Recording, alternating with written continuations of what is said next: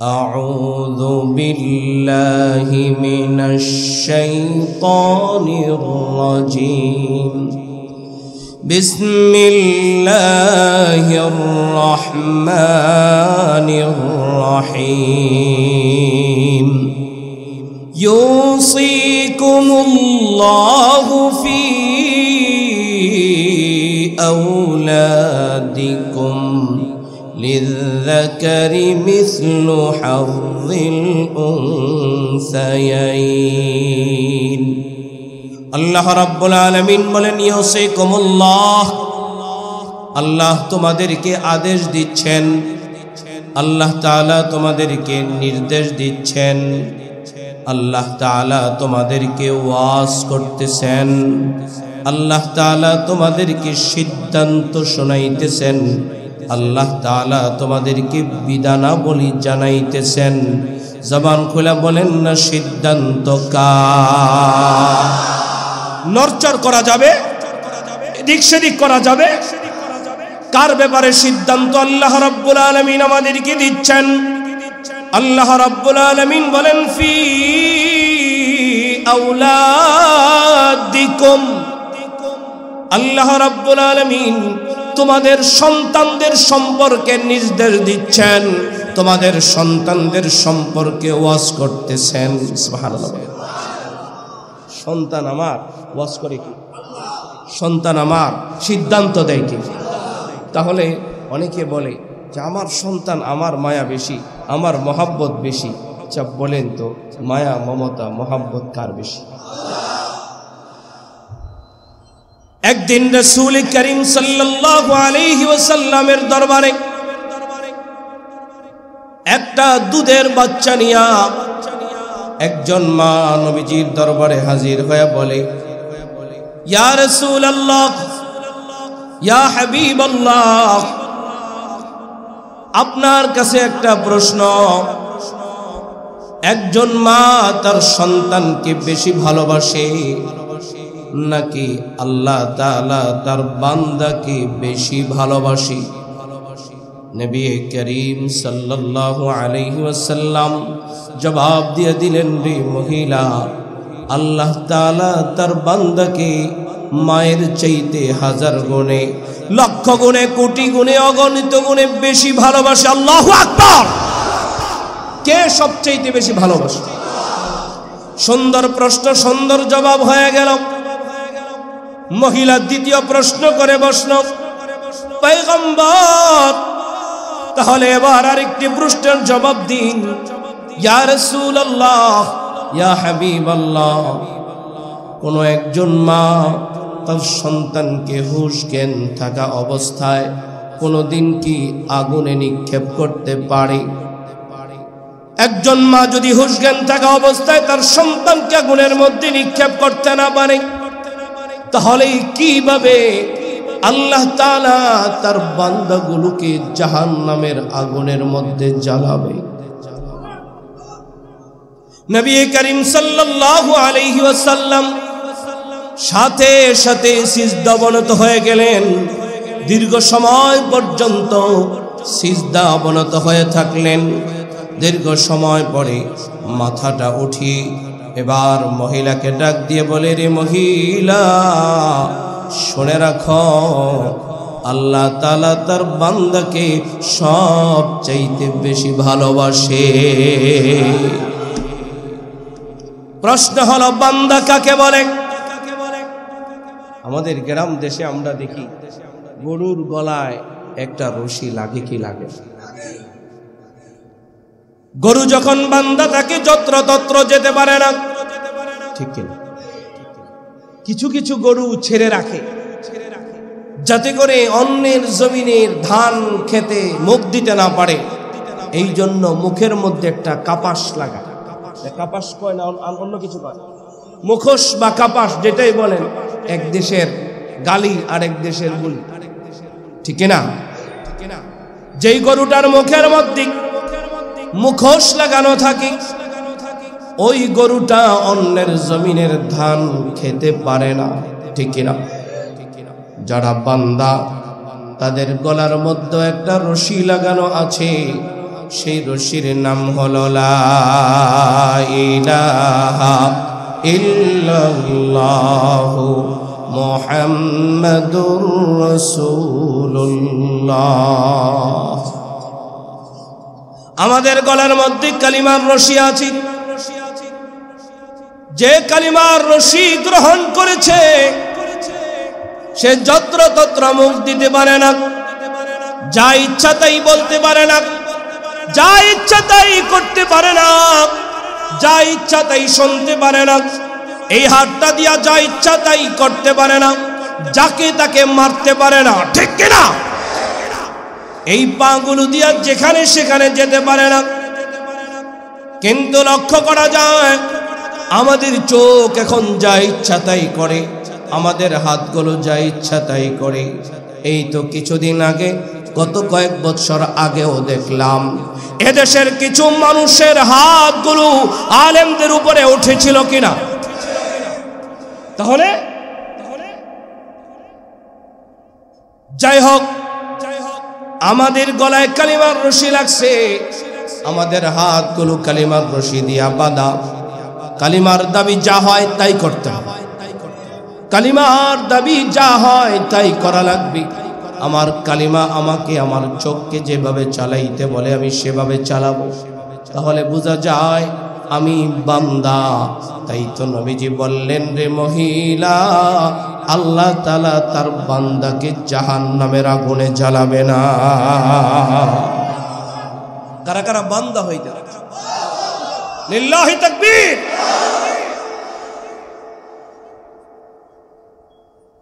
তাহলে ভালো করে মনে রাখতে হবে, সন্তান আমাদের, আর আল্লাহ তাআলা আমাদের সন্তানদের সম্পর্কে সিদ্ধান্ত দিলেন। কিসের সিদ্ধান্ত দিবেন? আমাদের প্রত্যেকের জীবনের কতগুলো সাইড আছে। পারিবারিক সাইড আছে, অর্থনৈতিক সাইড আছে, ঠিক কিনা? এরপরে সামাজিক সাইড আছে, রাজনৈতিক সাইড আছে, জাতীয় আন্তর্জাতিক সাইড আছে। আল্লাহ তাআলা আমাদের সন্তানদের সম্পর্কে সিদ্ধান্ত শোনাইতেছেন, লিল্লাকারি মিসলু হাযিল উনসায়াইন। আল্লাহ রাব্বুল আলামিন বলেন, লিল্লাকারি পুরুষদের জন্য, মিসলু হাযিল উনসায়াইন দুইজন নারীর অংশ পরিমাণ একজন পুরুষ পাবে। সুবহানাল্লাহ। দুইজন নারী যা পাবে একজন পুরুষ তাই পাবে। অর্থাৎ হলো, আপনার যদি একটা ছেলে আর দুইটা মেয়ে থাকে, আপনার যদি 4 টাকা থাকে, মেয়েরা পাবে 1 টাকা করে 2 টাকা, আর এক ছেলে একাই পাবে। এই সিদ্ধান্ত কার? সহজ সিদ্ধান্ত আল্লাহ তাআলা দিয়ে দিলেন। এখানে একটা লক্ষণীয় বিষয়, নামাজ কার বিধান? কোরআনুল কারীমে নামাজের কথা আসছে, বিস্তারিত হাদিসের মধ্যে আসছে। রোজা আল্লাহর বিধান, কোরআনুল কারীমে রোজার কথা আসছে, বিস্তারিত হাদিসের মধ্যে আসছে। হজ আল্লাহর বিধান, কোরআনুল কারীমে হজের কথা আসছে, বিস্তারিত হাদিসের মধ্যে আসছে। কিন্তু এমন একটা বিধান যেটা পরিত্যক্ত সম্পদ, এই সম্পদের বিধান সম্পর্কে পরিপূর্ণভাবে পুঙ্খানুপুঙ্খানুরূপে এই বিষয়গুলো বিস্তারিত ব্যাখ্যা করে দিয়েছেন কে? নড়চড় করার কোনো সুযোগ নাই।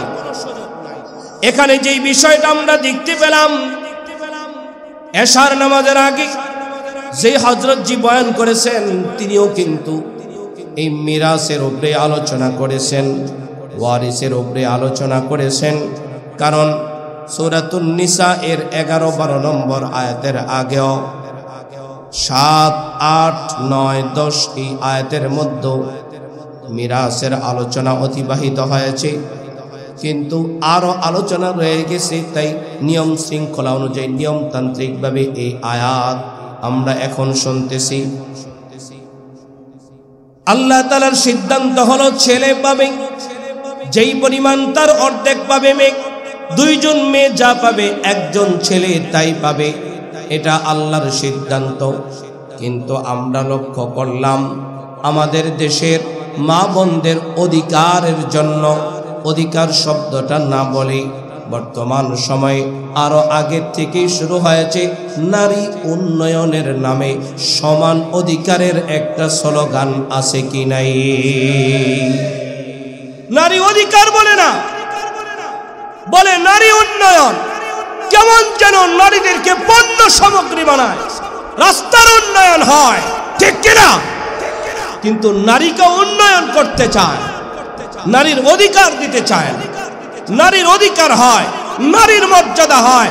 নারীর উন্নয়ন শব্দ ব্যবহার করার দ্বারাই নারীর অধিকারকে খর্ব করা হয়, নিজ স্ত্রীর অধিকার খর্ব করা হয়েছে। উন্নয়ন শব্দ এখানে এটা ভুল সিদ্ধান্ত, এটাকে স্পঞ্জ করতে হবে। কারণ আমার মা বলে ভোগ্য সামগ্রী নয়, আমার মা বলে পণ্য নয়, আমার মা মর্যাদার আসনে বসেছে। মার চেহারার দিকে তাকাইলে সন্তানের হজের নেকি হয়, বোনের চেহারার দিকে তাকাইলে সৎকার নেকি হয়, বলে মা খালার চেহারার দিকে তাকাইলে সৎকার নেকি। আর এই সমস্ত যাদের চেহারার দিকে তাকাইলে হজের নেকি হয়, এদেরকে ভোগ্য সামগ্রী আর এদেরকে উন্নয়ন শব্দ বলে ভোগ্য সামগ্রীর খাতায় নাম লিখিয়ে দেয় না। নবী আলাইহিস সালাতু ওয়াস সালাম পৃথিবীতে আবির্ভূত হয়েছেন নারীর অধিকার রক্ষার জন্য। তাহলে যারা বলবে নারীর সমাধিকার, এটা কোরআনের বিরোধিতা করা হয়, ঠিক কিনা? এই কোরআনের বিরোধিতা করার কারণে ওই যে আবু জাহাল, আবু লাহাব, নাম ছিল আবুল হিকাম, বলে শিক্ষিত তৎকালীন সময়কার সবচেয়ে বড় লিডার, তৎকালীন সময়কার সবচেয়ে বড় শিক্ষিত, বলে কোরআনের বিরোধিতা করার কারণে, হাদিসের বিরোধিতা করার কারণে, আল্লাহর সিদ্ধান্তের বিরোধিতা করার কারণে, নবীর সিদ্ধান্তের বিরোধিতা করার কারণে যুগের বড় শিক্ষিত, যুগের বড় লিডার হয়ে গেল যুগের সবচেয়ে মূর্খ। তাইলে এই যুগেও যারা সম অধিকারের কথা বলবে, মালিক বলতেছেন ছেলে যা পাবে তার অর্ধেক পাবে কন্যা, সন্তান ছেলে যা পাবে অর্ধেক পাবে কন্যা, দুই কন্যা যা পাবে এক ছেলে তাই পাবে, এটা মালিকের সিদ্ধান্ত। এটাকে যারা সমান্তরালে আনতে চায় আবু জাহালের চালা চামুন্ডা।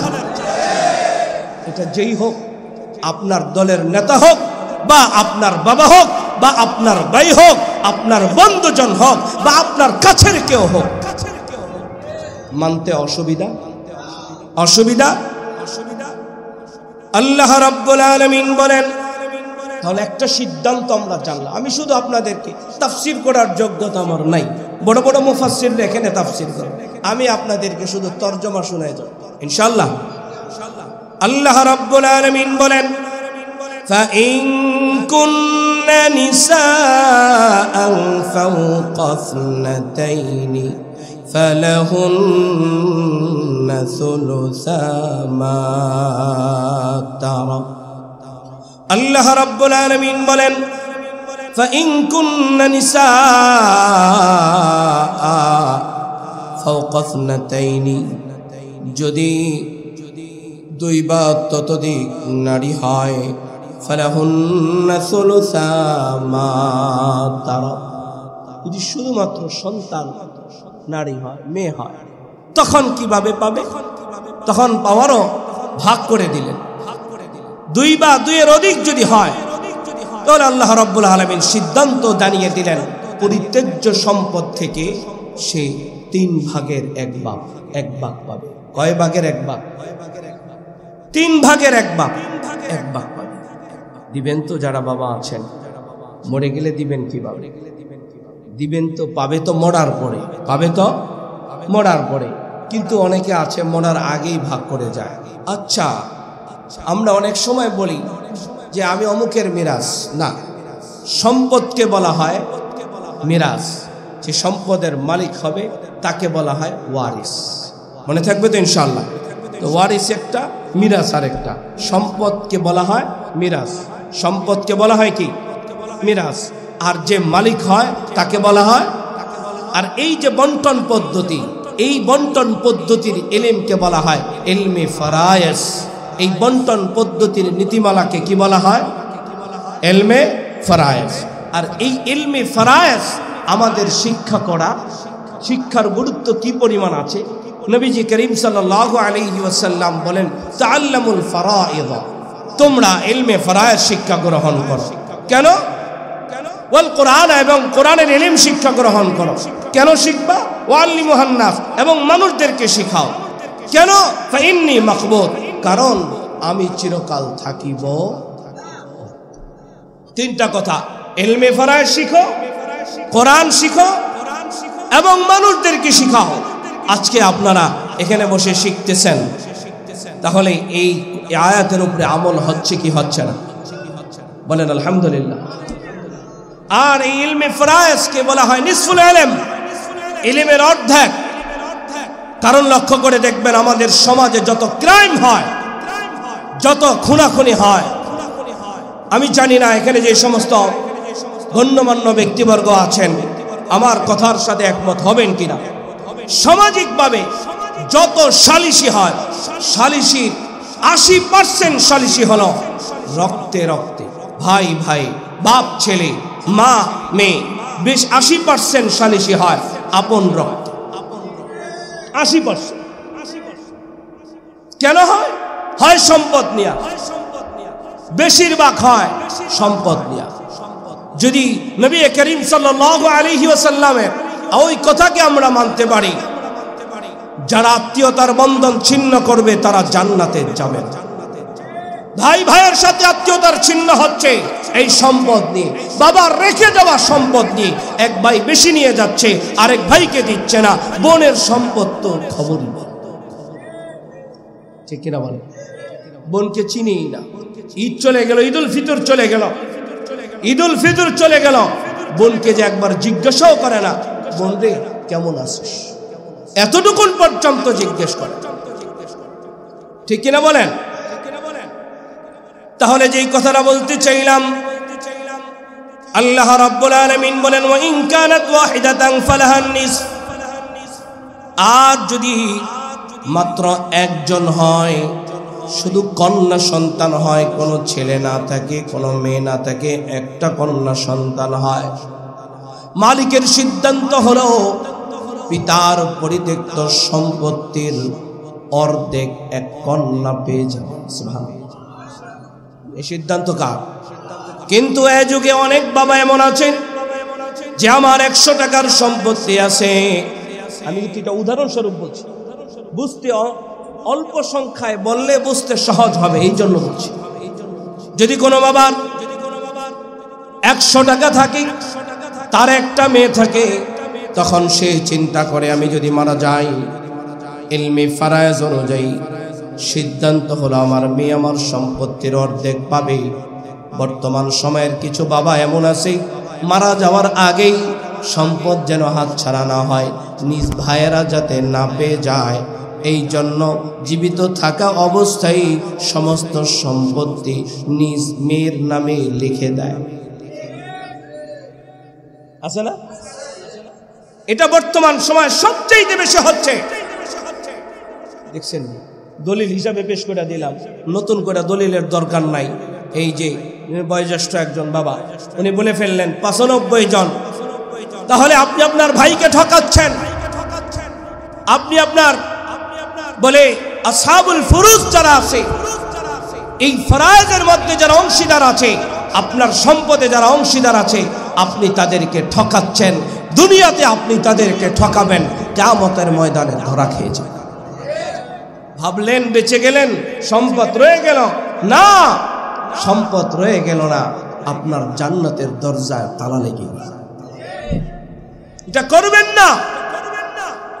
আমি বাবাদেরকে বলবো, মৃত্যুবরণ করার আগে সম্পদকে লিখে দেওয়ার দুঃসাহস দেখাবেন না। মালিকের সিদ্ধান্ত অনুযায়ী বন্টন হবে। হয়তো ওসিয়ত করে যাবেন, আমার পরিত্যক্ত সম্পদ কোরআনের বিধান অনুযায়ী তোমরা বন্টন করে নিবে, কেউ বেশি না, কেউ কম না, এতটুকুন কে বলতে পারে? বলেন আল্লাহ। আজকের এই 68তম তাফসীরুল কোরআন মাহফিলে আমরা আমাদের সম্পদের উপরে এই ওয়াদা করলাম, বলেন আমিন।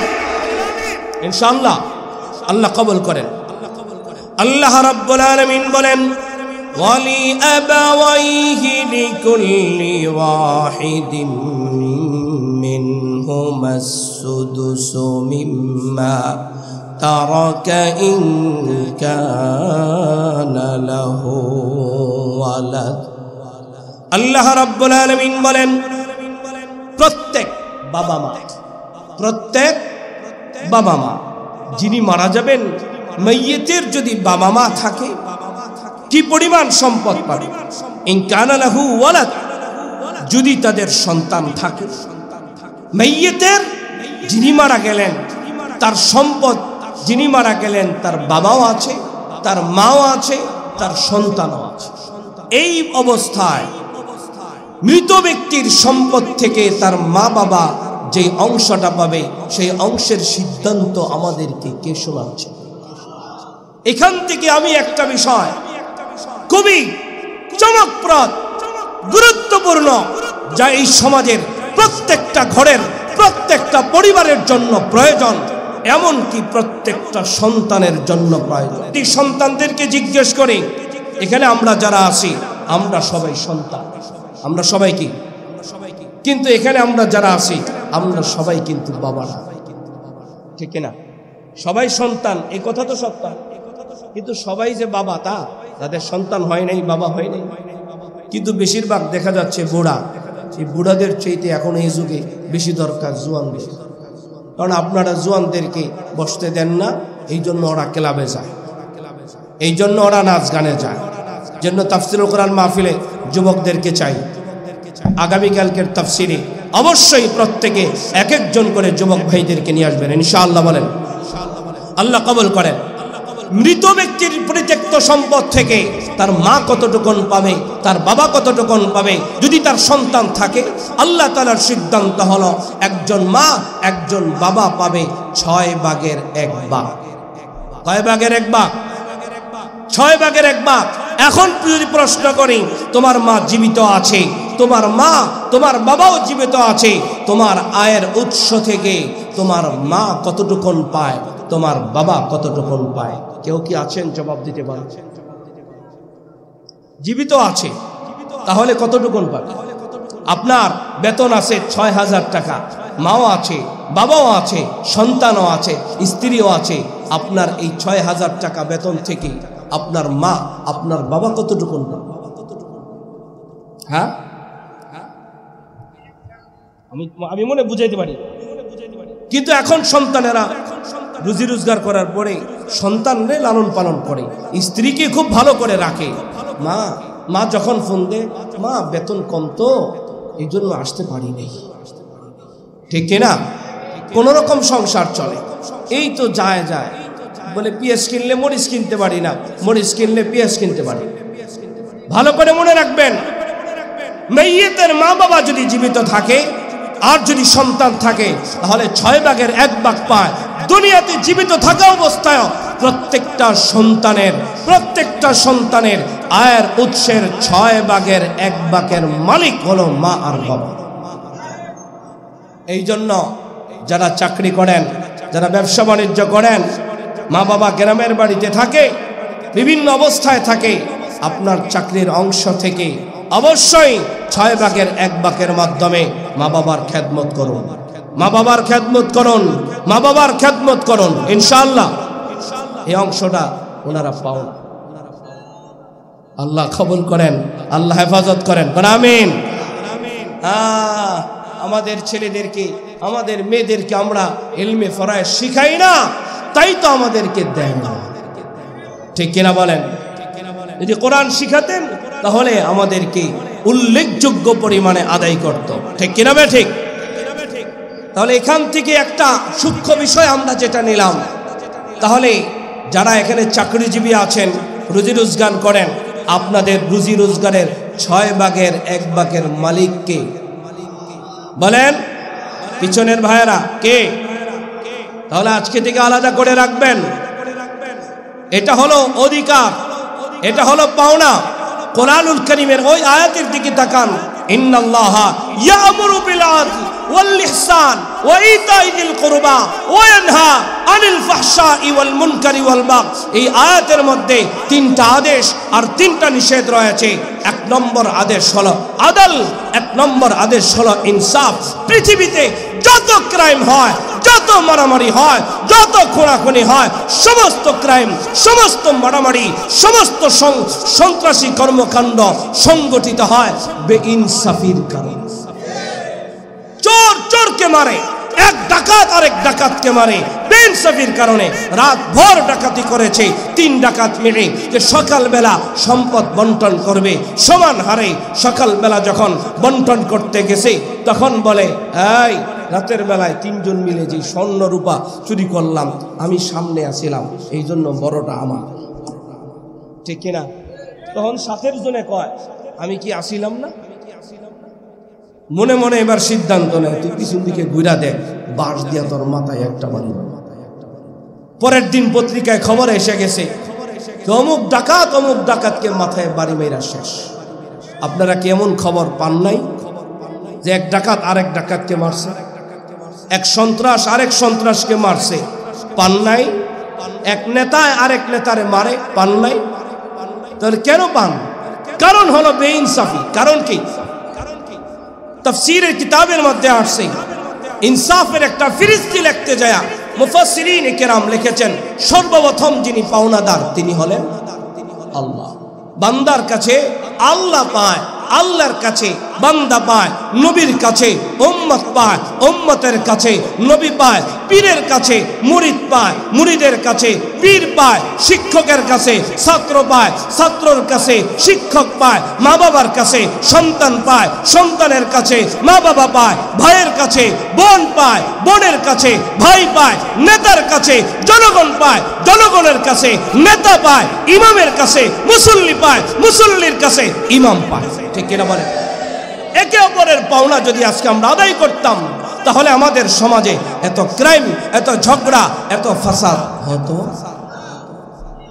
বেশি না। কোরআনুল কারীমের সূরাতুন নিসা 11 এবং এই 12 নম্বর আয়াত যদি আমরা ফলো করি, তাহলে আমাদের এই সমাজ থেকে পরিবারের সমস্ত ঝগড়া মিটে যাবে। তাহলে আল্লাহ রাব্বুল আলামিন এরপরে বলেন, ফাইল্লাম يَكُنْ لَهُ وَلَدٌ وَوَرِثَهُ أَبَوَاهُ فَلِأُمِّهِ الثُّلُثُ। আল্লাহ রাব্বুল আলামিন বলেন, আল্লাহ রাব্বুল আলামিন বলেন, যদি তোমাদের কোনো সন্তান না থাকে তাহলে তার ওয়ারিস হবে তোমার মা এবং তোমার বাবা। কি পরিমাণ পাবে? সুলুস পাবে, অর্থাৎ 3 ভাগের 1 ভাগ। সন্তান নাই তাহলে মা বাবা কতটুকুন পাবে? 3 ভাগের। আর যদি সন্তান থাকে তাহলে 6 ভাগের। ভালো করে খেয়াল রাখবেন এই অঙ্কগুলো। দেখেন কোরআন অনেকে বলে কোরআন পড়তে গেলে কয় হুজুররা অঙ্ক জানে না। এই মিয়া, এই কোরআনুল কারীমের এই পৃষ্ঠা পড়তে গেলে লসাগু লাগে, গসাগু লাগে, খসাগু লাগে, কি গুণ জানা লাগে, বিয়োগ জানা লাগে, সব জানতে হয়। ইলমে ফরায়েজ। এই পৃষ্ঠার তরজমা পড়া ছাড়া কোনো উকিল হইতে পারে? তাহলে কোরআন ছাড়া উকিল হইতে পারে না। সুবহানাল্লাহ বলেন। যে ফরায়েজ জানে না তারে উকিলের খাতায় তার নাম আছে? এই পৃষ্ঠা তার জানতে হয়। তাহলে উকিলের উকালতির শিক্ষার মূল উপাদান কোরআন। সুবহানাল্লাহ বলেন। আল্লাহ রাব্বুল আলামিন বলেন, ফাইন কানা লাহু ইখওয়াতুন ফালিউম্মিহিস সুদুসু মিন বাদি ওয়াসিয়াতি ইউসি বিহা আও দাইন।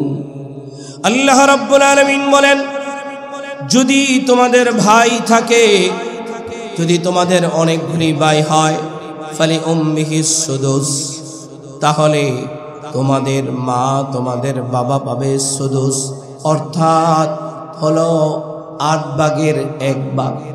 কয় ভাগের? 8 ভাগের 1 ভাগ। যদি অনেকগুলি ভাই থাকে, 6 ভাগের 1 ভাগ, 6 ভাগের 1 ভাগ পাবে।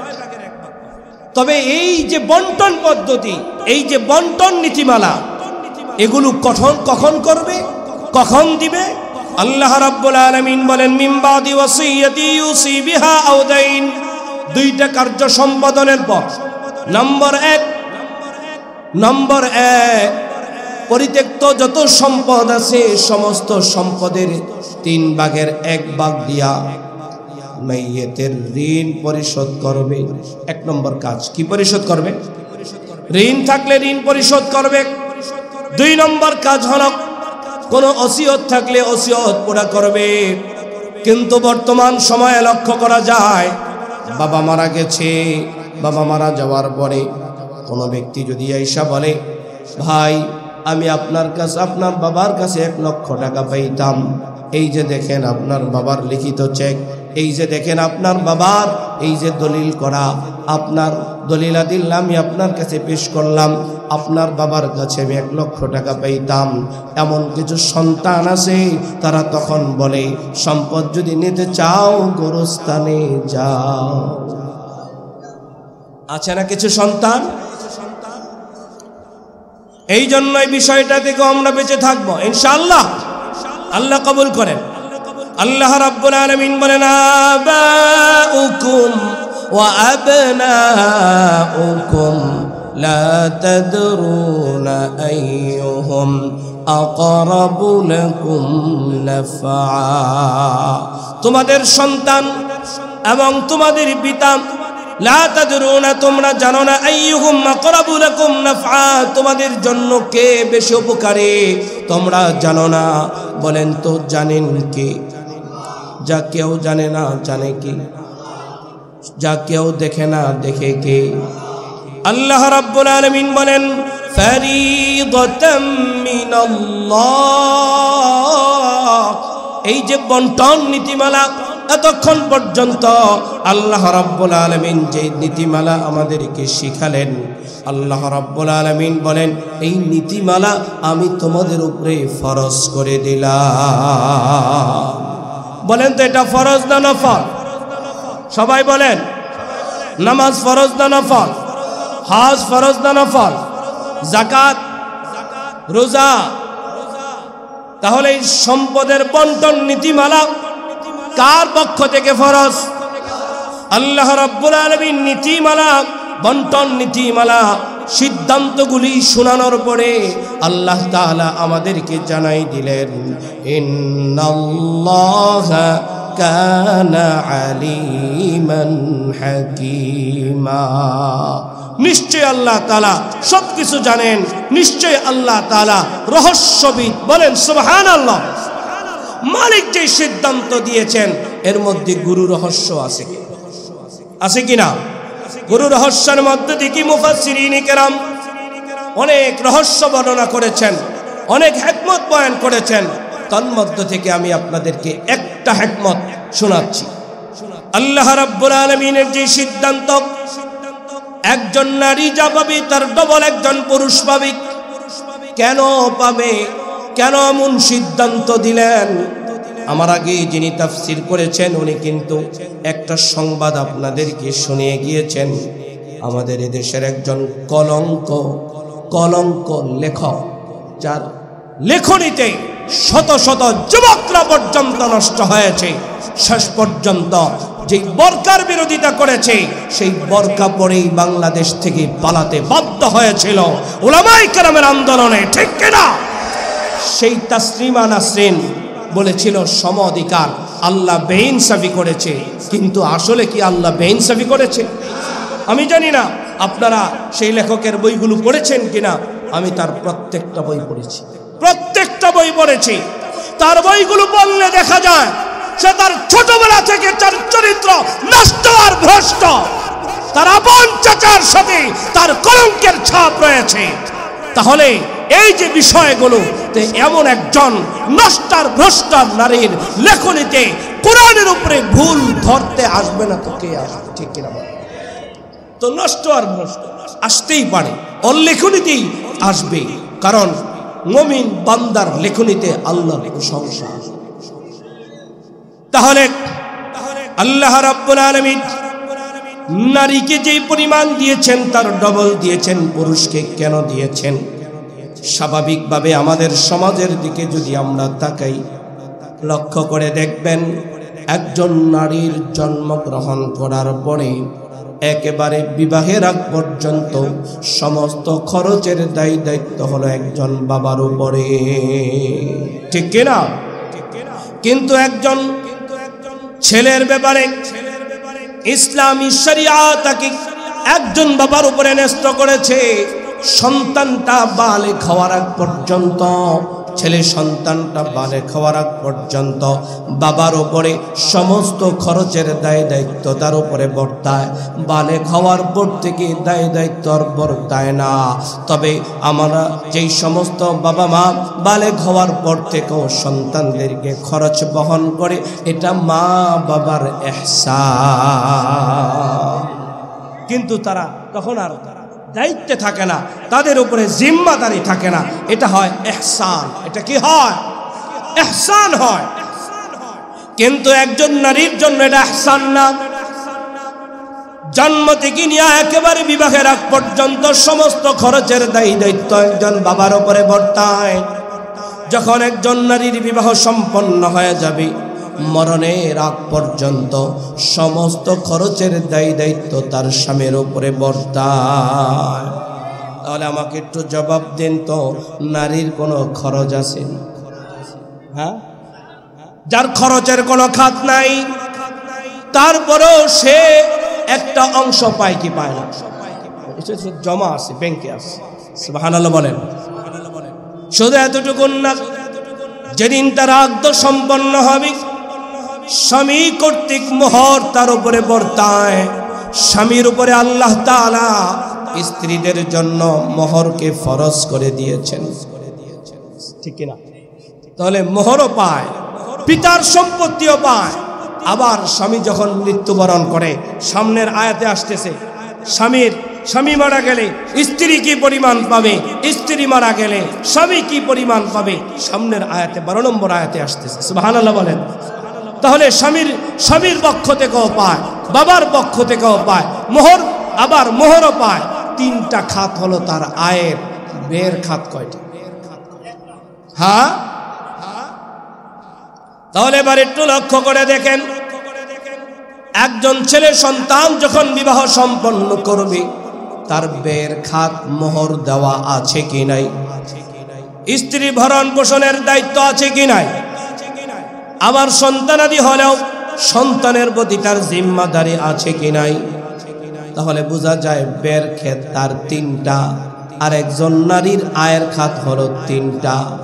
এবার একটু যদি লক্ষ্য করে দেখেন না, নারীকে আল্লাহ তাআলা অগ্রাধিকার দিছেন না সমান? হ্যাঁ, বেশি দিছে না কম? তাহলে যুগের তথাকথিত যারা নারী উন্নয়নের নামে নারীর সমান অধিকার দাবি করে, এরা নারীকে বাড়াইতে চায় না কমাইতে চায়? লক্ষ্য করে দেখবেন, যারা নারী উন্নয়ন আন্দোলনে শরিক হয়, যেই সমস্ত পুরুষেরা, ওরা ওদের স্ত্রীর মোহর আদায় করে না, ওরা ওদের বোনের হক আদায় করে না, ওরা ওদের মায়ের হক আদায় করে না, ঠিক কিনা? দেখেন, খোঁজ নিয়ে দেখেন, দেয় না, বোনের হকটা পর্যন্ত দেয় না, বোনের হক রেখে দেন। আচ্ছা বলেন তো, বোন যে অর্ধেক পায়, বোন যা পায়, ভাই তার ডবল যে পায়, আমাকে একটু বলেন তো, বোন কি সব গাঙ্গের জমিন দিয়া পায়, বাড়ি দিয়া পায় না?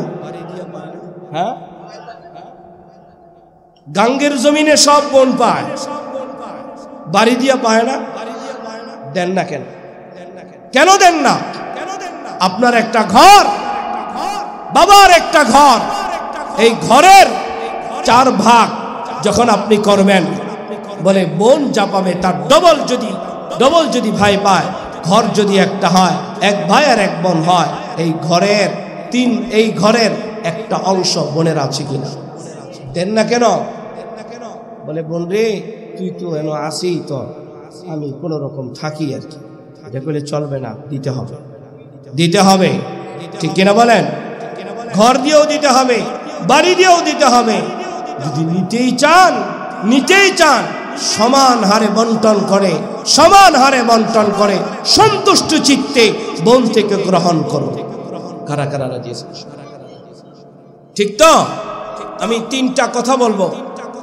আমাদের এই সমাজে সম্পদ বন্টন কোরআনী বিধান অনুযায়ী না হওয়ার কারণে যেই সমস্ত কুফল, যেই সমস্ত পারিবারিক সমস্যার সৃষ্টি হচ্ছে, এই ব্যাপারে আমি আপনাদেরকে আরো তিনটা কথা শোনাবো ইনশাআল্লাহ। নির্দিষ্ট সময়ের মধ্যেই আমি আমার আলোচনার ইতি টানব।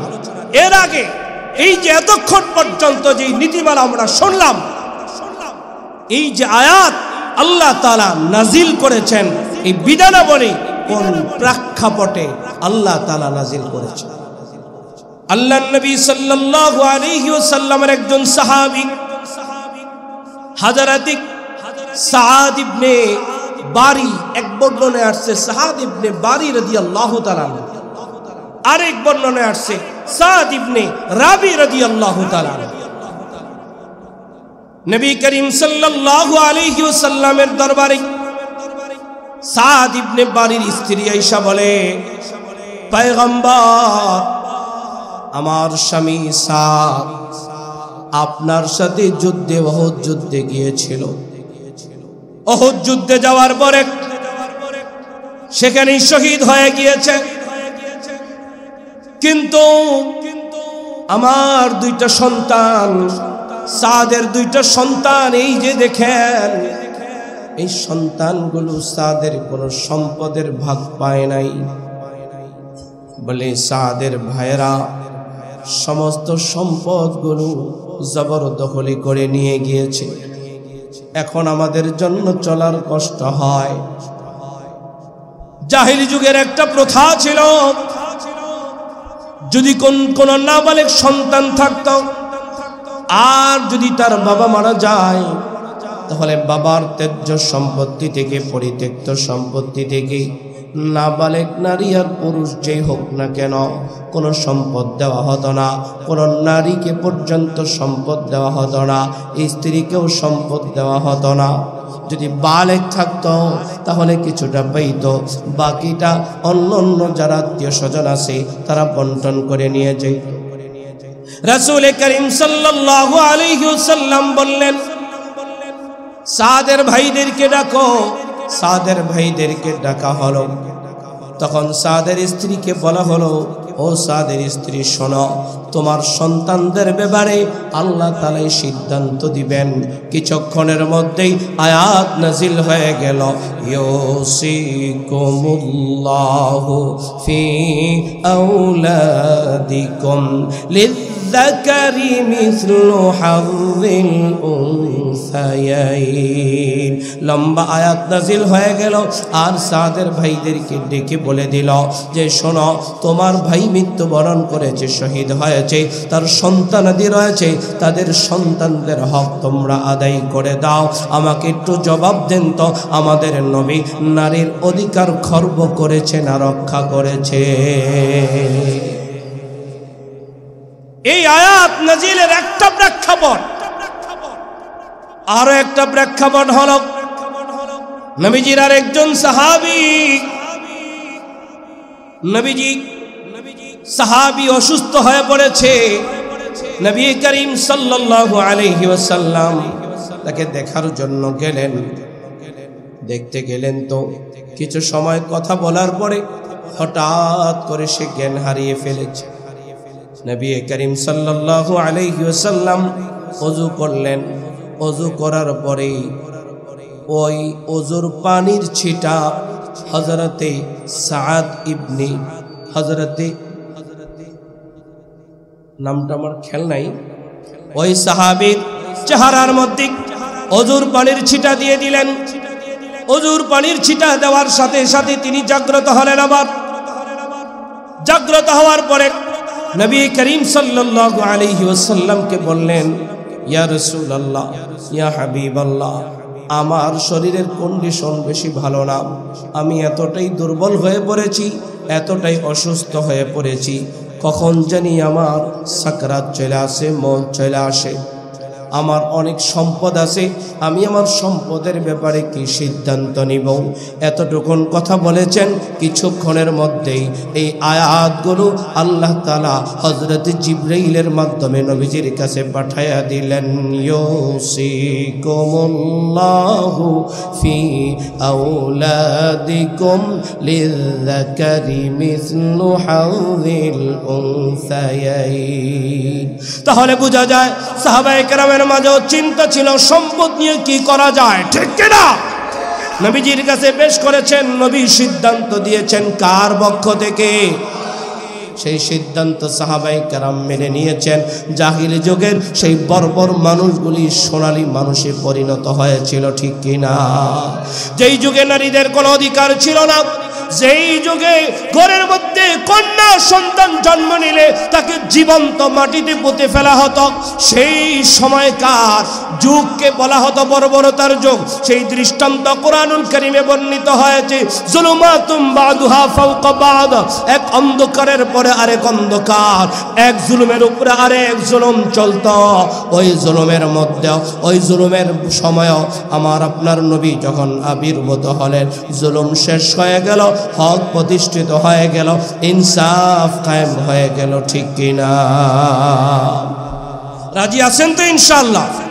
সূরাতুন নিসার 12 নম্বর আয়াতে আল্লাহ রাব্বুল আলামিন এখন যে বিষয়গুলো আমাদেরকে শোনাবেন, জানাবেন, যে বিষয়গুলো আমরা শিখব। স্বামী মারা গেলে স্ত্রী কতটুকুন পাবে, স্ত্রী মারা গেলে স্বামী কতটুকুন পাবে। আল্লাহ বলেন, ওয়ালাকুম নিসফু মা তারাকা আজওয়াজুকুম, ওয়ালাকুম নিসফু মা তারাকা আজওয়াজুকুম ইল্লাম ইয়াকুল লাহুন্না ওয়ালাদ। আয় তোমাদের স্ত্রীরা যখন মৃত্যুবরণ করবে, তোমাদের স্ত্রীরা যদি মৃত্যুবরণ করে, তাদের সম্পত্তি থেকে ইল্লাম ইয়াকুল লাহুন্না ওয়ালাদ, তাদের যদি কোনো সন্তান না থাকে, সন্তান না থাকলে স্ত্রীর পরিত্যক্ত সম্পত্তি থেকে স্বামী অর্ধেক পাবে। সুবহানাল্লাহ। স্ত্রী মারা গেলে সন্তান না থাকলে স্বামী কতটুকুন পাবে? বলেন কতটুকুন পাবে? অর্ধেক পাবে। আল্লাহ রাব্বুল আলামিন বলেন, ফাইন কানা লাহুন্না ওয়ালাদুন, আর যদি সন্তানাদি থাকে, ফালাকুমুর রুবু, তারা 4 ভাগের 1 ভাগ পাবে। যদি সন্তান থাকে কতটুকুন পাবে? আর সন্তান না থাকলে অর্ধেক। মনে থাকবে তো ইনশাআল্লাহ? কখন পাবে? এই যে 4 ভাগের 1 ভাগ পাবে আর অর্ধেক পাবে, কখন পাবে? ওসিয়ত আর ঋণ পরিশোধের পরে। বলেন ওসিয়ত আর ঋণ, ওসিয়ত আর ঋণ পরিশোধ করবে পরিত্যক্ত সম্পত্তির কয় ভাগ থেকে? 3 ভাগের 1 ভাগ দিয়ে। বলেন কয় ভাগের 1 ভাগ দিয়ে? 3 ভাগের 1 ভাগ। ইনশাআল্লাহ মনে থাকবে তো? সহজ ভাবে উলামায়ে কেরামের কাছে যাবেন, লম্বা লম্বা হালত শুনবেন। দাদার হালত আলাদা, দাদির হালত আলাদা, কারণ 12 জন হলো আসহাবুল ফুরুজ, হলো 12 জন, অংশ হলো 8টা অংশ 12 জনের মধ্যে বন্টন হবে। একজন মানুষ মৃত্যুবরণ করে তার সম্পদ পাবে 12 জন। কতজন? কয়জনকে আমরা দিই? সম্পদ পায় 12 জন, আর আমরা দিচ্ছি আমার ছেলে আর মেয়ে 2 জনকে। শেষ, ঠিক কিনা? 12 জন পাও না, দিচ্ছি কয়জন? মাত্র 2 জনকে। বাকি 8 জন কিয়ামতের ময়দানে আটকাবে না? বলেন ইয়াউমা ইয়াকুলুল মুনাফিকুনা ওয়াল মুনাফিকাতু লিল্লাযীনা আমানু যুরুনা নাকতাবিস মিন নূরিকুম কিলা রজিউ ওয়ারাআকুম ফালতামিসু নূরা। কিয়ামতের ময়দানে নারী আর মুনাফিক, নারী আর পুরুষেরা কিয়ামতের ময়দানে এমন একটা স্টেশন হবে, যে স্টেশনের মধ্যে আলো বন্টন হবে পুলসিরাত পার হওয়ার জন্য। পুলসিরাতের আগে যে স্টেশনটা হবে সেখানে আলো বন্টন হবে। ইয়াউমা ইয়াকুলুল মুনাফিকুনা ওয়াল মুনাফিকাতু, সেদিন মুনাফিক নারী আর পুরুষেরা, ইয়াউমা ইয়াকুলুল মুনাফিকুনা ওয়াল মুনাফিকাতু লিল্লাযীনা আমানু যুরুনা, লিল্লাযীনা আমানু উনজুরুনা, ওই ওই মুনাফিক নারী আর পুরুষরা ইমানদারদেরকে বলবে উনদুরনা, একটুখানি দাঁড়াও, একটুখানি দাঁড়াও, নাকতা বিসমিন নূরিকুম, বলে একটুখানি তোমরা দাঁড়াও, আমরা তোমাদের পিছনে পিছনে তোমাদের আলো গ্রহণ করে আমরাও যাব। তখন মুমিন বান্দা বান্দিরা জবাব দিবে কিলা রজিউ, পিছনে যাও। পিছনে গেলে আলো পাবে, স্টেশনে গেলে আলো পাবে।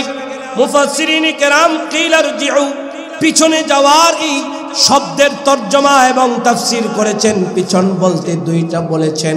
নম্বর 1, পুলসিরাতে ওঠার আগে স্টেশন, ওটার নাম হলো পেছন। নম্বর 2, কিয়ামতের ময়দানে যাওয়ার আগে দুনিয়া। কিয়ামত থেকে দুনিয়া পিছনে যাও, পিছনে যাও, দুনিয়া থেকে আলো নিয়ে আসো, কোরআনের আলো, হাদিসের আলো, তওবার আলো, জিকিরের আলো, নামাজের আলো, সমবন্টনের আলো, ঠিক কিনা? সেখান থেকে দুনিয়া থেকে নিয়ে আসো। আমাকে একটুখানি জবাব দেন তো, কিয়ামতের ময়দান থেকে পুনরায় আবার কি দুনিয়াতে আসা সম্ভব? সম্ভব। এবার ওই মুনাফিক নারী আর পুরুষেরা পিছনে যায় দেখবে, স্টেশনে যায় দেখবে স্টেশনের টিকিট বন্ধ, কোনো আলো পাবে না। ফালতামিসু নূরা ফাদরিবা বাইনাহুম বিসুরিল লাহু বাব বাতিনুহু ফীহির রাহমা ওয়া যাহিরুহু মিন কিবালিহিল আযাব। মুনাফিক নারী আর পুরুষ, ইমানদার নারী আর পুরুষের মাঝখানে একটা গেট হয়ে যাবে, একটা দরজা হয়ে যাবে। মুনাফিক নারী আর পুরুষেরা দরজার বাহিরে, আর ইমানদার নারী আর পুরুষেরা দরজার ভিতরে। ভিতরে তারা রহমতের ভিতরে, মুনাফিকরা হলো আযাবের ভিতরে থাকবে। আজকে যদি আমরা আলো গ্রহণ না করি, আজকে যদি আমরা কোরআনের বিধানকে আমরা গ্রহণ না করি, কালকে কিন্তু গেটের বাইরে থাকতে হবে, ঠিক কিনা? গেটের ভিতরে যাইতে চাই কারা কারা? লিল্লাহি তাকবীর। আল্লাহ কবুল করেন। আল্লাহ রাব্বুল আলামিন বলেন, যদি স্ত্রী মারা যায়, স্বামী আর যদি সন্তান না থাকে, তাহলে স্ত্রীর পরিত্যক্ত সম্পদ থেকে স্বামী অর্ধেক পাবে, আর যদি সন্তান থাকে তাহলে 4 ভাগের 1 ভাগ পাবে। আল্লাহ রাব্বুল আলামিন বলেন, ওয়ালাহুন্নার রুবু মিম্মা তারাকতুম ইল্লাম ইয়াকুল লাকুম ওয়ালাদ, আর 4 ভাগের 1 ভাগ পাবে যদি তোমাদের কোনো সন্তান না থাকে। ফাইন কানা লাহু ওয়ালাদুন, আর যদি সন্তান থাকে, ওয়ালাদুন ফালাহুন্নাস সুমুনু মিম্মা তারাকতুম, আর যদি সন্তান থাকে তাহলে 8 ভাগের 1 ভাগ পাবে। স্বামী মারা গেলে, স্ত্রী মারা গেলে, সন্তান না থাকলে স্বামী পাবে অর্ধেক, সন্তান থাকলে পাবে 4 ভাগের 1 ভাগ। আর যদি স্বামী মারা যায়, কে মারা যায়? স্বামী যদি মারা যায় তাহলে স্ত্রী কতটুকুন পাবে? 4 ভাগের 1 ভাগ। যদি সন্তান না থাকে, সন্তান না থাকলে স্ত্রী কতটুকুন পাবে? 4 ভাগের 1 ভাগ। এরপরে ফাইন কানা লাকুম ওয়ালাদুন ফালাহুন্নাস সুমুন, আর যদি সন্তান থাকে তাহলে পরিত্যক্ত সম্পদ থেকে কয় ভাগের? সহজ না? একেবারে সুন্দর, স্বচ্ছ, পরিষ্কার আয়নার মতো। এগুলো কখন পাবে? মিন বাদি ওয়াসিয়াতিন তুসুনা বিহা আও দাইন, ওসিয়ত পুরা করবে, ঋণ পরিশোধ করবে। প্রত্যেকটা বিধান বলার পরে পরে বারবার কিন্তু বলা হচ্ছে ওসিয়ত পুরা করবে, ঋণ পরিশোধ করবে, ওসিয়ত পুরা করবে, ঋণ পরিশোধ করবে। বারবার কিন্তু বলা হচ্ছে সমস্ত গুনাহ মাফ করে দেওয়া হবে, ঋণের গুনাহ মাফ হবে না। যুদ্ধের ময়দানে যদি শহীদ হয়ে যায় আর যদি ঋণ থেকে যায়, বলে একজন শহীদের সমস্ত গুনাহ, এমনকি শিরকের গুনাহও মাফ হয়ে যাবে, ঋণের গুনাহ মাফ হবে। ঋণ এটা ইনসাফের বিষয়, পাওনা এটা আমানতের বিষয়। ওয়ালা তাজিরু ওয়াজিরাতুন উযরা উখরা, আল্লাহ কারো বোঝা কারো উপরে দিবেন না, ঠিক কিনা? আল্লাহ রাব্বুল আলামিন বলেন, এরপরে আরেকটা বিধান বলা হইতেছে, যার মাও নাই, যার বাবাও নাই, আবার যার ছেলেও নাই, মেয়েও নাই, মাও নাই, বাবাও নাই, ছেলেও নাই, আগেও নাই, পরেও নাই, একেবারে আগেও নাই, পরেও নাই, উপরের দিকেও নাই, নিচের দিকেও নাই। তাকে বলা হয় কালালা। তাকে বলা হয়, ওই আরেকটা পৃষ্ঠার মধ্যে 5 নম্বর পাড়ায় গেলে জিজ্ঞাসা করা হয়েছে নবী করিম সাল্লাল্লাহু আলাইহি ওয়াসাল্লামকে যে কুলিল্লাহু ইফতিকুম ফিল কালাম ইস্তাফতুনা, আল্লাহ ফতোয়া দিতেছে, কুলিল্লাহু ইফতিকুম ফিল কালাম। এই বন্টন নীতিমালার ফতোয়া দিছে কে? বলেন কে দিছে? আল্লাহর ফতোয়ার উপরে যারা কলম ধরবে ওরা কি? আল্লাহ বিরোধী। ওরা কি? ওরা কি বিরোধী? আর যারা আল্লাহ বিরোধী তারা জমিন বিরোধী, আসমান বিরোধী, গাছপালা বিরোধী, ওরা নারী বিরোধী, ওরা পুরুষ বিরোধী, ঠিক কিনা? ওরা এই দেশের শাসন বিরোধী, ওরা শোষণ করতে চায়, ঠিক কিনা বলেন? কেউ যদি এদেশের স্বাধীনতার বিরোধিতা করে তাকে বলা হয় রাজাকার, রাষ্ট্রদ্রোহী, ঠিক কিনা? আমাকে একটু বলেন, রাষ্ট্রদ্রোহী বেশি বড় অপরাধী না আল্লাহ বিরোধী বড় অপরাধী? কত বড় স্পর্ধা, কত বড় স্পর্ধা! আসমানের মালিকের সিদ্ধান্তের উপরে কলম ধরে, আর সেই সিদ্ধান্তকে যাতে করে এই সিদ্ধান্তকে ধূলিসাৎ করে দেওয়া হয়। আপনারা লক্ষ্য করে দেখবেন, আমাদের এই বাংলাদেশ মুসলিম দেশ, আমাদের এই দেশ স্বাধীন দেশ, আমাদের এই দেশে আলেম ওলামারা কখনো রাস্তায় নামে না, কিন্তু নামে অর্থের জন্য রাস্তায় নামে না, ক্ষমতার জন্য রাস্তায় নামে না। কোন ব্যক্তি যদি কোরআনের বিরোধিতা করে, নবীর বিরোধিতা করে, তখন কিন্তু আর ঘরে বসে থাকেন, ঠিক কিনা বলেন? কারণ কেন জানেন? ওই যে সূরাতুল আনফালের 3 নম্বর আয়াত, 3 নম্বর আয়াত, ওয়া ইযা তুলিয়াত আলাইহিম আয়াতুহু যাদাতহুম ঈমানা। কোরআন তেলাওয়াত করলে, কোরআনের ইলম অর্জন করলে ঈমান যে বেড়ে যায়, ঈমান বেড়ে গেলে জান থাকবে কি আর থাকবে না, চাকরি থাকবে কি আর থাকবে না, ক্ষমতা থাকবে কি আর থাকবে না। তখন সেই চিন্তা করে, তখন চিন্তা করে যে আমার ইমানের তাকাজা, তখন চিন্তা করে আমার ইমানের তাকাজা, ইমানের কারণে আল্লাহর দ্বীন আল্লাহর জমিনে প্রতিষ্ঠিত করবার জন্য তখন সেই উদ্যমী হয়ে ওঠে, ঠিক কিনা বলেন? তাহলে আল্লাহর এই সিদ্ধান্তের উপরে কি কলম ধরা যাবে? আর যারা কলম ধরে তাদের পক্ষ অবলম্বন করা যাবে? যারা কলম ধরে, যা আবার তাদের পক্ষ অবলম্বন যারা করে তারা সেওয়াজ, ঠিক কিনা? আল্লাহ আমাদের হেফাজত করেন। তাহলে এখন আমরা শুনব, যার বাবা নাই, মা নাই, আবার যার ছেলে নাই, মেয়ে নাই, এমন ওয়ারিসকে বলা হয় কালা। কি বলা হয়? এই ব্যক্তিটা যদি মারা যায়, আল্লাহ রাব্বুল আলামিন বলেন, ওয়া ইন কানা রাজুলুন ইউরাসু কালালাতান আও ইমরাআতুন ওয়া লাহু আখুন আও উখতুন ফালিকুল্লি ওয়াহিদিন মিনহুমাস সুদুস। বলেন না সুবহানাল্লাহ। আল্লাহ রাব্বুল আলামিন বলেন, তার জন্য যদি স্ত্রী থাকে, তার জন্য ভাই, অনেকগুলি ভাই থাকে, অনেকগুলো বোন থাকে, তাদের প্রত্যেকেই সুদুস পাবে। সুদুস কত? 6 ভাগের 1 ভাগ, 6 ভাগের 1 ভাগ করে প্রত্যেকেই 6 ভাগের 1 ভাগ। সুবহানাল্লাহ বলেন। এমন একটা সাইড নাই, এমন একজন ব্যক্তি নাই যার ব্যাপারে আল্লাহ সিদ্ধান্ত শোনান নাই। বলেন সুবহানাল্লাহ। এরপর আল্লাহ রাব্বুল আলামিন বলেন, فإن كانوا أكثر من ذلك فهم شركاء في الثلث من بعد وصية يوصى بها أو دين। আর যদি তাদের অধিকাংশ হয়, অন্যান্য শরীক থাকে, তাহলে সুলুস পাবে। অন্যান্য শরীক যদি থাকে অনেক, তাহলে কি পাবে? 3 ভাগের 1 ভাগ। কয় ভাগের? 3 ভাগের 1 ভাগ। এগুলো কখন পাবে? ওসিয়ত আর ঋণ পরিশোধ, বারবারই কিন্তু বলা হচ্ছে, ওসিয়ত আর ঋণ পরিশোধ করার পরে।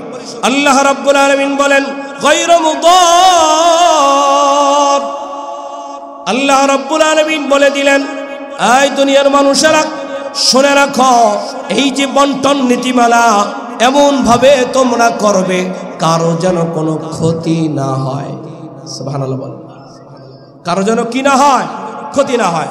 এরপরে আবার বলে দিলেন, আবারও বলতেছেন ওয়াসিয়াতাম মিনাল্লাহ। এই পৃষ্ঠার শুরুতে বললেন ইউসিকুমুল্লাহ, মনে রাখবেন শুরু আর শেষ। প্রথমে বললেন ইউসিকুমুল্লাহ, আল্লাহ তোমাদেরকে সিদ্ধান্ত শোনাইতেছেন, আল্লাহ তোমাদেরকে ওয়াজ করতেছেন, আল্লাহ তোমাদেরকে জানিয়ে দিতেছেন, আল্লাহ তোমাদেরকে নসিহা করতেছেন। আবার শেষে এসে বললেন ওয়াসিয়াতাম মিনাল্লাহ, এগুলো আল্লাহর ওসিয়ত। কার ওসিয়ত? আমাদের দেশে মাঝে মধ্যে রাস্তার পাশে অনেকরে দেখা যায় বড় মাজার বানায় ফেলে, মাজার বড় মন্দিরের মতো মাজার বানায়। খোঁজ খবর নিয়ে জিজ্ঞাসা করলে দেখা যায় এটা কার মাজার? তো হুজুর, আমার বাবা ওসিয়ত করে গিয়েছে আমি মারা গেলে যাতে একটা বড় মাজার বানাই, বাবার ওসিয়ত পুরা করছি। ঠিক কিনা?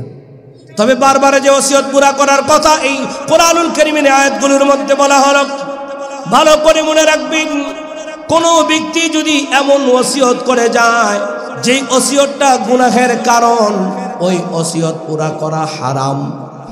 বলেন, ওই ওসিয়ত পুরা করা কি? তাহলে বাবার এমন ওসিয়ত পুরা করা যাবে না যে ওসিয়ত পুরা করলে গুনাহ হবে। মনে থাকবে তো? আপনারা কোরআনুল কারীমের সূরাতুল লুকমানের ওই আয়াতের দিকে নজর করে দেখেন, আল্লাহ রাব্বুল আলামিন বলেন وَإِن جَاهَدَاكَ لِتُشْرِكَ بِمَا لَيْسَ لَكَ بِهِ عِلْمٌ فَلَا تُطِعْهُمَا وَصَاحِبْهُمَا فِي الدُّنْيَا مَعْرُوفًا। আল্লাহ রাব্বুল আলামিন বলেন وَإِن جَاهَدَاكَ لِتُشْرِكَ بِمَا لَيْسَ لَكَ بِهِ عِلْمٌ ফালা তুতিউহুমা। যদি কোনো মা কোনো বাবা, খুব খেয়াল করে কথাটা শুনুন, যদি কোনো মা কোনো বাবা কোনো সন্তানকে শিরক করতে আদেশ করে, আল্লাহ তাআলার সিদ্ধান্ত হলো ফালা তুতিউহুমা, ওই সন্তান তার মা বাবার কথা মানবে। কি করবে? কি করবে? তাহলে কথা, মা বাবার কথা মানবে না, তখন মা বাবার সাথে কি আচরণটা করবে? মা বাবার সাথে, মা বাবার কথা যে মানবে না, পরক্ষণে মা বাবার সাথে যে আচরণটা করবে, সে আচরণের কথাও আল্লাহ তাআলা বলে দিলেন ওয়াসাহিবুহুমা ফিদ দুনিয়া মা'রুফা। আল্লাহু আকবার। বলে মা বাবার কথা, শিরকের কথা, গুনাহের কথা মানবে না বটে, তবে মা বাবার সাথে অসাধারণ আচরণ করা যাবে না, মন্দ কোন আচরণ করা যাবে না, সুন্দর সুষ্ঠু আচরণ করতে হবে। মা বাবাকে গালি দেওয়া যাবে না, রাগারাগি করা যাবে না, সুন্দর আচরণ করতে হবে। এই সিদ্ধান্তটা কার? তাহলে আজকের আমি যে আলোচনা করলাম, এই আলোচনার শুরুতেই প্রথম শব্দ আল্লাহ বলেছেন ইউসিকুমুল্লাহ। আবার এই পৃষ্ঠার শেষে আবার ঘোষণা দিয়ে দিলেন ওয়াসিয়াতাম মিনাল্লাহ। এতক্ষণ পর্যন্ত যত সিদ্ধান্ত হলো, এই সিদ্ধান্ত সবগুলি কার? আমার মুফাসসির পরিষদে কার? তাহলে মানতে বাধ্য, বাধ্য তো ইনশাআল্লাহ। এরপরে আল্লাহ বলেন ওয়াল্লাহু আলিমুন হালিম। আল্লাহ তাআলা লম্বা বন্টন নীতিমালা করার পরে বলে দিলেন ওয়াল্লাহু আলিমুন, ও দুনিয়ার মানুষেরা শুনে রাখো, আমি কিন্তু সব জানি। কে জানেন? কে জানেন? তুমি তোমার সন্তান আর মেয়ের সাথে সমতা বন্টন করছো কিনা? আল্লাহ বলেন আমি জানি। তোমার ভাইয়ের হক আদায় করতেছো কিনা আমি জানি। তুমি তোমার বোনকে হক আদায় করতেছো কিনা আমি জানি। তুমি তোমার নাতিপুতির হক আদায় করো কিনা আমি জানি। তোমরা একে অপরের হকগুলি আদায় করো কিনা আমি কিন্তু জানি। তবে শুনে রাখো, একে অপরের হক আদায় করতে গেলে তোমরা তো মানুষ, আর মানুষ শব্দের আরবি হলো ইনসান। ইনসান শব্দের অর্থ হলো ভুলে যাওয়া। নিসিয়ান সে, নিসিয়ান উনস থেকে, নিসিয়ান উনস থেকে, উনস কা মানা মোহাব্বত হয়। মানুষ শব্দের এক অর্থ হলো ভুলে যাওয়া, মানুষের আরেক শব্দের অর্থ হলো ভালোবাসা। সুবহানাল্লাহ। মানুষ শব্দের একটা অর্থ হলো ভুলে যাওয়া, মানুষ শব্দের আরেকটা অর্থ হলো ভালোবাসা। কিন্তু মানুষ যেহেতু ভুলে যাওয়া, তার বিস্মিত হওয়া, এটা তার স্বভাবগত গুণ। আলোচনা বলে সিদ্ধান্তগুলো মানার ক্ষেত্রে মাঝে মধ্যে আমাদের ভুল ত্রুটি হতে পারে কি পারে না? বিভিন্ন প্রকারের ভুল ত্রুটি হয়ে যেতে পারে। তাই আল্লাহ তাআলা সিদ্ধান্তগুলি শোনার পরে ধমক দিয়া জানায় দিলেন, আলিম, আমি সব কিছু জানি, শুনে রাখো, আমি শুধু জানি এতটুকু না, মাঝে মাঝে জানার পরেও দেখার পরেও না দেখার ভান ধরি, মাঝে মাঝে জানার পরেও না জানার ভান করি। আমি না হালিম, আমি না সহনশীল। সূরাতুল বুরুজের মধ্যে আল্লাহ বলেন, ওয়া হুয়াল গফুর আল ওয়াদুদ, আমি না ক্ষমাশীল, আমি না প্রেমময়। বান্দা, আমি না তোরে ভালোবাসি, আমি না তোরে ভালোবাসাই বানাইছি, আমি না তোরে সুন্দর করে বানাইছি। লাকাদ খালাকনাল ইনসানা ফি আহসান, আমি না তোরে সবচাইতে সুন্দর করে বানাইছি। ওয়া লাকাদ কাররামনা বানি আদম, আমি না তোরে সম্মানের মুকুটটাও পরাইছি। ওয়া ইয ক্বালা রাব্বুকা লিল মালাইকাতি ইন্নী জাইলুন ফিল আরদি খলিফা, আমি না তোরে আমার খলিফা বানাইছি। ঠিক কিনা? আলোচনার ইতিতে আইসা আমি আপনাদের সামনে পেশ করতে চাই, আল্লাহ তাআলা আমাদেরকে সুন্দর করে বানাইছেন, আল্লাহ তাআলা আমাদেরকে সম্মান দিয়ে বানাইছেন। আল্লাহ তাআলা আমাদের চাইতে আর কাউকে সুন্দর করে বানান নাই, আল্লাহ তাআলা আমাদের চাইতে আর কাউকে সম্মান দিয়ে বানান নাই। আল্লাহ তাআলা কোরআনুল কারীমের সূরা ইনফিতরের মধ্যে বলেন, ফি আইয়ি সূরাতিম মা শাআ রাক্কাবা, রে গোলাম, তোরে চোখের জায়গায় চোখ দিলাম, কানের জায়গায় কান দিলাম, এই গালের জায়গায় গাল দিলাম, ঠোঁটের জায়গায় ঠোঁট দিলাম, মাথা থেকে নিয়ে পায়ের পাতা পর্যন্ত সুন্দর একটা বডি স্ট্রাকচার দিলাম। এত সুন্দর করে আমি আর কাউকেও বানাই নাই, এত সম্মান দিয়ে আমি আর কাউকেও বানাই নাই। আমি তোরে আমার খলিফা বানাইলাম। ভালো করে মনে রাখবি, তুই সুন্দর, তুই দামি, তুই আমার খলিফা। আঙ্গুলটা উঁচু করে বলেন না, আমরা কার খলিফা? আরো জোরে বলেন, কার? যে যেই পীরের খলিফা, সে ওই পীরের সবক আদায় করে। পীরের সবক যদি সে আদায় না করে, সে ওই পীরের মুরিদ থাকতে পারে না। ঠিক কিনা? জবান খুলে আবারও বলেন, আমরা কার খলিফা? আল্লাহ তাআলা আমাদেরকে সিদ্ধান্ত জানায় দিলেন, এগুলো আমার সিদ্ধান্ত, ফরিদাতাম মিনাল্লাহ, তিলকা হুদুদুল্লাহ, এগুলো আমার সীমানা, এগুলো আমার সীমানা। এই সীমানা কেউ পার হতে পারবে না। আমি যেখানে যতটুকুন বললাম সেখানে ততটুকুন থাকতেই হবে। যদি সেখানে ততটুকুন মানতে পারো, আমি তোমাদেরকে ঘোষণা দিয়ে দিলাম, ওমাই ইউতিল্লাহ ওয়া রাসূলহু ইউদখিলহু জান্নাতিন তাজরি মিন তাহতিহাল আনহার।